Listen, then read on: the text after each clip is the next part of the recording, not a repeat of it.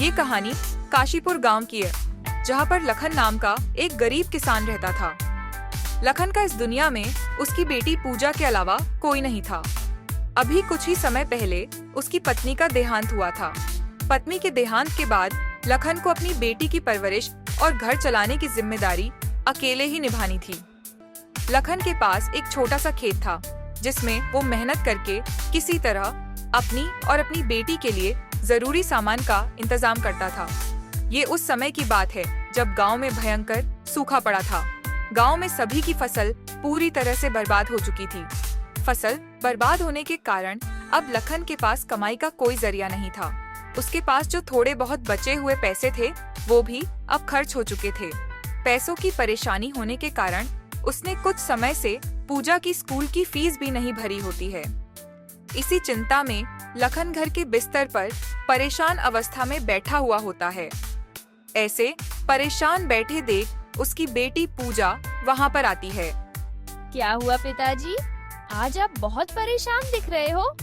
कोई परेशानी है क्या? कुछ नहीं बेटी, बस तुम तो जानती ही हो कि इस साल सूखा पड़ने के कारण हमारी सारी फसल खराब हो चुकी है और मेरे पास थोड़े बहुत पैसे थे, वो भी खत्म होने को है। इसीलिए अगली फसल तक घर किस तरह चलाए, ये चिंता मुझे खाए जा रही है। पिताजी, आप चिंता क्यों कर रहे हो? आपकी सहायता के लिए मैं भी कोई काम कर लेती हूँ। नहीं बेटी, उसकी कोई जरूरत नहीं है। तुम बस अपनी पढ़ाई पर ध्यान दो, मैं कुछ करता हूँ। पिताजी, इस समय बोलना सही नहीं है, लेकिन स्कूल के टीचर फीस के लिए बोल रहे थे। हाँ बेटा, तुम चिंता बिल्कुल मत करो। मैं किसी भी तरह कल परसों तक तुम्हारी स्कूल की फीस भर दूंगा। फिर वहाँ से पूजा अपने कमरे में चली जाती है। पूजा को बोल तो दिया कि कल परसों तक मैं उसकी फीस भर दूंगा, पर मेरे पास राशन तक का पैसा नहीं है। इसी चिंता में लखन अपने कमरे में टहलने लगता है। टहलते टहलते अचानक रुक जाता है। मैं नहीं घर का खर्च चला पाऊंगा और ना ही पूजा के स्कूल की फीस समय पर भर पाऊंगा। हाँ, मेरे पास बस अब एक यही जरिया बचा है। कल सुबह ही जाकर सेठ से मिलता हूँ। हीरालाल सेठ एक नंबर का लालची और बेईमान व्यक्ति है, जो गांव के लोगों की मजबूरी का फायदा उठाकर उन्हें ब्याज पर पैसे देता है। और जब गांव वाले किसी कारण उसके पैसे नहीं देते थे, तो वो उनकी खेती की जमीन और घर सब अपने नाम कर लेता था। अगली सुबह लखन सेठ के घर पहुंचाता है।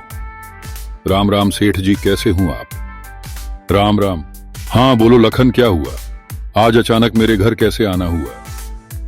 सेठ जी, आप तो जानते ही हो कि गांव में इस बार सूखा पड़ा है, जिस कारण मेरी पूरी फसल बर्बाद हो चुकी है और खेती के अलावा मेरे पास कमाई का दूसरा और कोई जरिया भी नहीं है।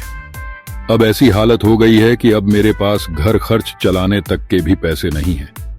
बच्चे हैं, इसीलिए आपके पास आया हूं, ताकि आप मुझे कुछ पैसे दे देते तो बहुत अच्छा होता।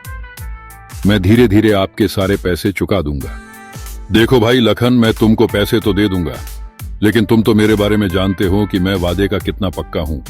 अगर तुमने सही समय पर मेरे पैसे नहीं लौटाए तो मैं तुम्हारा घर और तुम्हारी जमीन दोनों ही अपने नाम कर लूंगा। हीरालाल की बात सुनकर लखन अपने मन में सोचने लगता है। सेठ से पैसे ले तो लूंगा, लेकिन अगर मैं पैसों को सही समय पर नहीं चुका पाया तो ये सेठ मेरी खेती की जमीन और मेरा घर दोनों ही मुझसे छीन लेगा। लेकिन अगर इससे पैसे नहीं लूंगा तो पूजा के स्कूल की फीस कैसे भरेंगे?